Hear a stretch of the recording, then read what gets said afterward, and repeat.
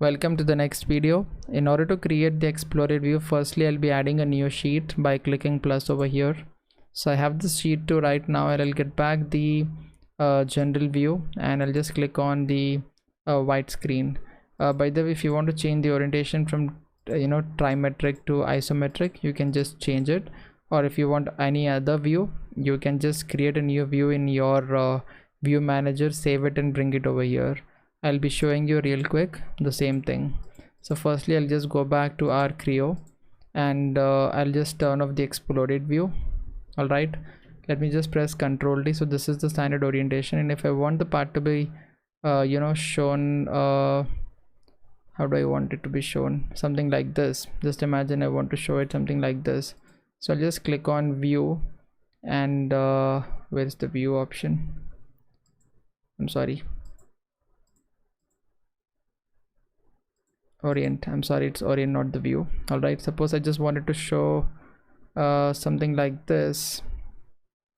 All right, so I'll just click on new, and I'll be having a view name.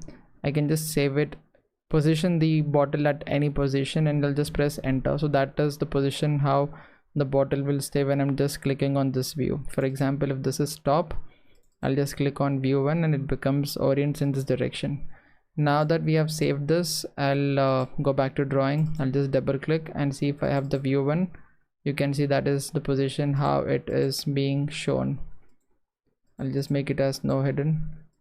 Click apply. You can see the bottle is being shown in this way.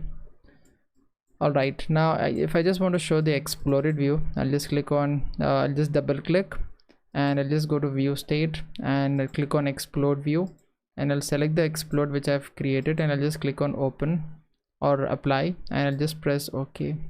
Now I'll just reduce this scale to 0.5, and this is how our exploded view is shown, and almost all the components are being covered in this orientation.